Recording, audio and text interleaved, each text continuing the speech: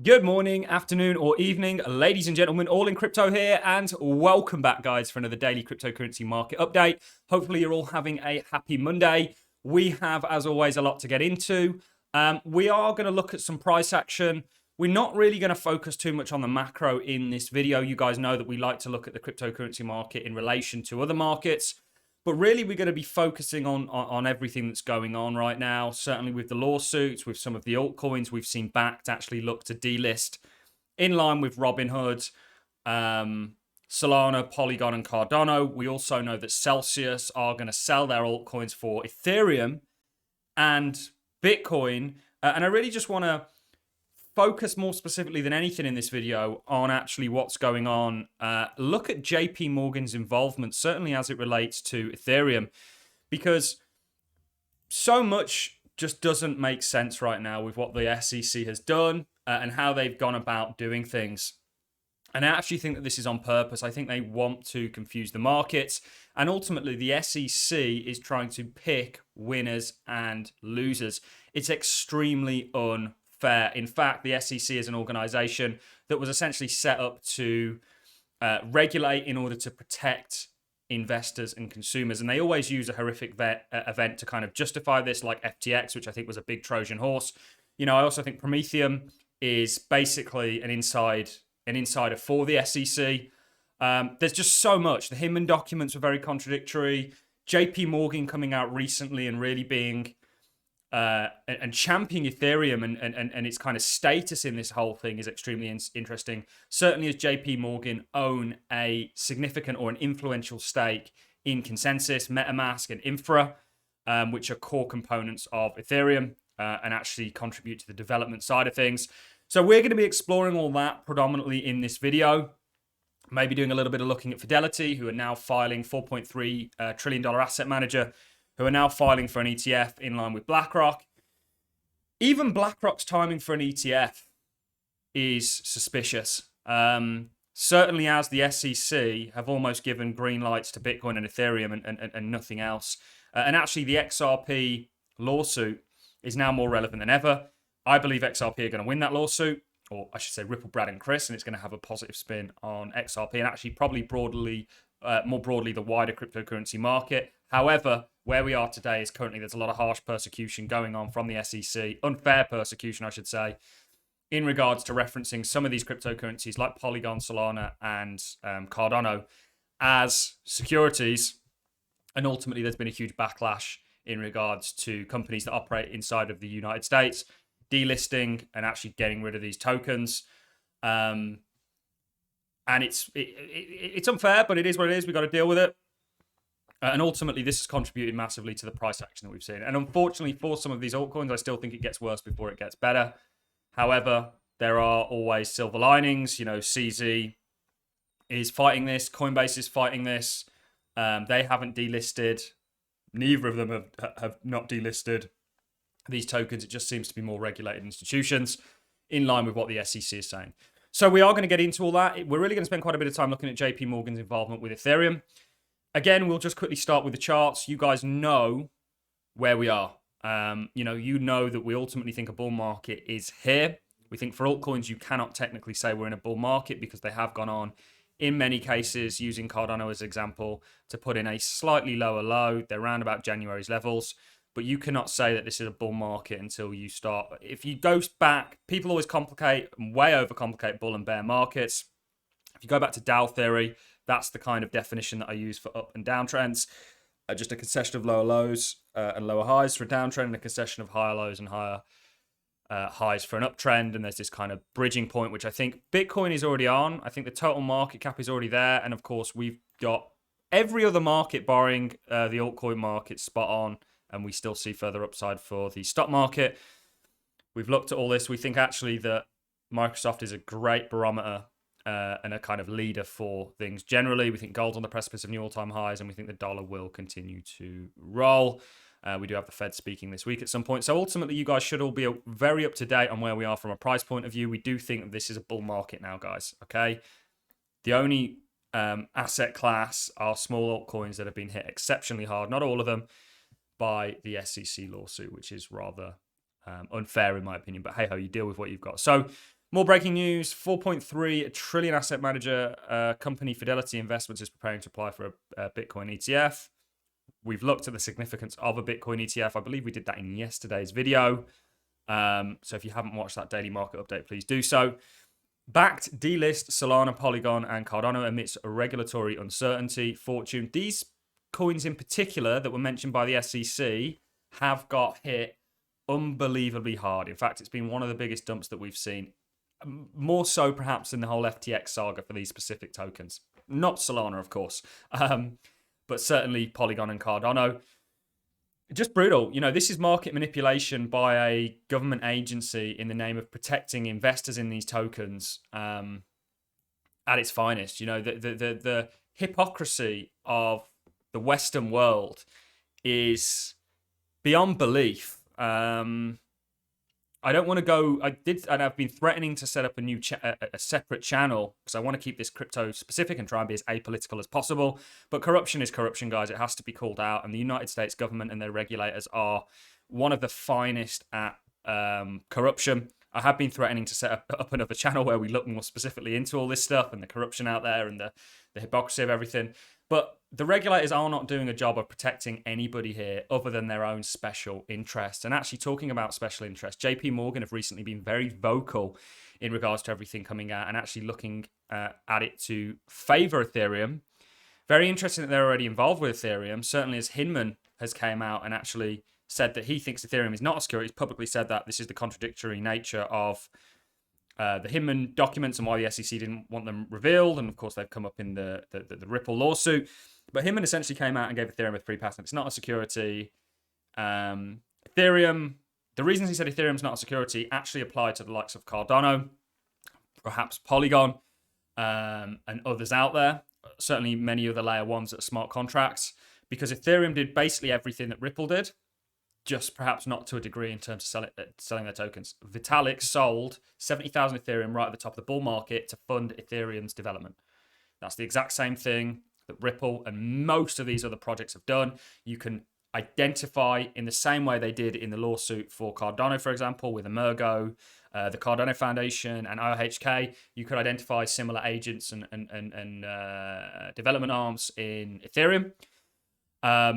It's very unfair and very tilted in regards to everything. And I think the Hinman documents, one reason they tried to keep them so zealously under wraps was because the pure contradictions are, you know, extremely apparent. So not a lot of it makes a lot of sense. JPMorgan say Ethereum could be put into other category by US Congress. Why not these other cryptos? US lawmakers could put Ethereum into a new other category. Jay Clayton's hinted at this as well, but by the way, guys, to avoid classification, it is a security, but to protect investors, according to JPMorgan strategists. So why are they protecting Ethereum investors and no other investors? You know, that's the question. You've got to always question things. Even what I'm saying, guys, go and we're very honest, and we've got a very honest policy on this channel. I'll always tell you guys the truth, but you should even question what I'm saying, and certainly question the alternative motives that are going on here in regards to the SEC, JPMorgan, and everything in between. And we'll look at JPMorgan's involvement with Ethereum in just a second, which is even more, I guess, worrying. So the comments come after a release of the Hinman documents earlier this week as part of the ongoing enforcement lawsuit against Ripple Labs by the SEC. So I actually did a Patreon update. I do weekly meetings for my Patreon members. If anyone wants to join the Patreon, please do check it out, where we did look at specific cryptos that we actually think are going to benefit from all of this and do very, very well. And we see massive upside target, which does lead to regulatory losses, the SEC losing certain lawsuits. So the United States Congress could simply classify ETH in the same commodity category as Bitcoin, or put it into another category with less burdensome regulations than securities, according to JPMorgan strategists. It is possible that a new other category is introduced specifically to Ethereum and other cryptocurrencies that are decentralized enough cryptocurrencies to avoid being designed as securities. JPMorgan strategists led by wrote in a Thursday, this other category that would involve more restrictions and investor protection than current envisaged for commodities, but less than those required for security. So very interesting. This other category has been spoken about and essentially hinted at. It's a regulatory gap that there is right now with the current enforcement the SEC is doing. You know, they've created Prometheum, who's an insider, total insider, basically to say, well, to kind of null and void the arguments. Even the Congress members were calling out BS on Prometheum because they were saying, well, what do you offer? You're regulated, yeah, okay. You're the only one that's come out of nowhere, but what do you offer? And the guy was saying, we don't offer anything yet. Which is very interesting after saying that they were essentially going to... Also, I think JPMorgan had some involvement with Prometheum, perhaps in the funding days. I'm not too sure about that. I'm somewhat sure that I saw that come up. But there's just so much that doesn't add up here, guys. And JPMorgan coming out and Hinman documents released in SEC Ripple case is a boost to Ethereum, JPMorgan. This is very interesting because JPMorgan have a lot of involvement with Ethereum. Blockchain firm Consensus raises $65 million from JPMorgan and others. This is 2001. The involvement with JPMorgan and Ethereum go back to 2020. 2 years after the Hinman documents. Blockchain technology firm Consensus said on Thursday it had raised $65 million from major banks and financial services, including JPMorgan, MasterCard, and UBS Group, to fund its growth and global expansion. How have they done that? You know, it's very interesting. Consensus lawsuit reveals JPMorgan owns a critical Ethereum infrastructure. It's funny that Ethereum's getting this kind of pass, isn't it? With some of the actors involved. A group of 35 shareholders of Ethereum's giant Consensus AG, CAG, have filed for a special audit of 2022's deal that saw JPMorgan Chase acquire an influential stake in the two of its flagship products. The former employee, who represented more than half of all CAG shareholders, wants an investigation into matters which allegedly saw fundamental intelligence, property, and subsidiary illegal transfers from CAG into a new entity, Consensus Software Incorporated. This was in exchange for a 10% stake in the new entity and a $39 million loan by Consensus chief and Ethereum billionaire Joseph Lubin, according to the press released on Wednesday. The deal, known as CAG, a Project North Star. North Star. Very interesting. A cultic kind of reference there. But anyway, resulted in financial institution JPMorgan winning significant slice in the company's lucrative intelligence property, specifically MetaMask and Infra. Both crypto wallets, MetaMask and Node Network Infra, persist as arguably the Ethereum's ecosystem most crucial infrastructure. Turns out Wall Street fat cat JPMorgan directly profits from and even controls an infrastructure. Very interesting, isn't it? All of this, none of this makes much sense. That what you're getting on the surface of this all is absolutely not what's going on in the background, guys. I can guarantee you of that. Yeah, and how is coming out and just labeling random cryptos as securities, but, you know, for example, they only mentioned, I think it was 15, 16 in the Coinbase lawsuit. There's 200 coins on Coinbase. So you've picked winners and losers. You've gone directly after Ethereum competitors. Many of these cryptos that they named are called Ethereum killers and competition to Ethereum. It's just madness what's going on right now. This is from Binance. Look on the bright side. Scrutiny provides validation. We just read the court transcripts. Court simply, you all repeat in the memo that there's no evidence, absolutely no evidence of any dissipation of assets whatsoever. And the government at this point has said they haven't seen any evidence of offshore transactions from BAM trading itself. Let me tell you right now, we stand 100% with CZ on this channel. Whether I know people are going to say, oh, well, it's a centralized exchange. The people that have a beef with centralized exchanges, by the way, go and look in the mirror and ask yourself how you bought your crypto. Centralized exchanges have an absolute place in the crypto space.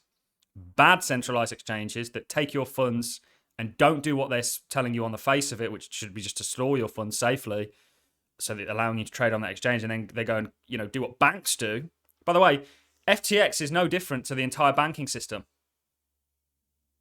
Okay, there are a few differences there, right? That's a bit of a broad statement, but in principle, banks do the same thing that FTX did. They take your money and they go and gamble with it. They go and put it on the bond market, which is why we've seen SVB fail and others. But CZ has been nothing but a good guy. CZ has my full support. And ultimately, I think there's a place for centralized exchanges. Yes, we all want a decentralized universe. However, centralized exchanges, certainly in regards to on-ramps, are crucial. People wouldn't have bought crypto without centralized exchanges, guys. It's that simple. And this, of course, is from the court filing. So we have said there's this huge silver lining in all this, and that is you're going to get clarity out of it. Let's say we get this other category. That's a big win, potentially not just for Ethereum, but these other cryptos who you can definitely apply this decentralized law to.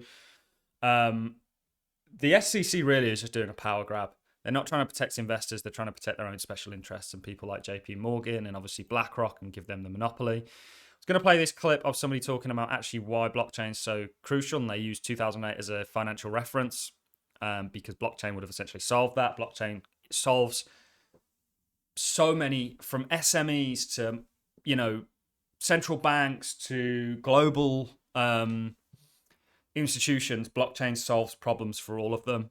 Does not just in payments, in identities, in business models, in interaction, even with Web 2. Blockchain solves so many issues, and ultimately it's very exciting to be a $1 trillion market cap, staring into the tens of trillions eventually.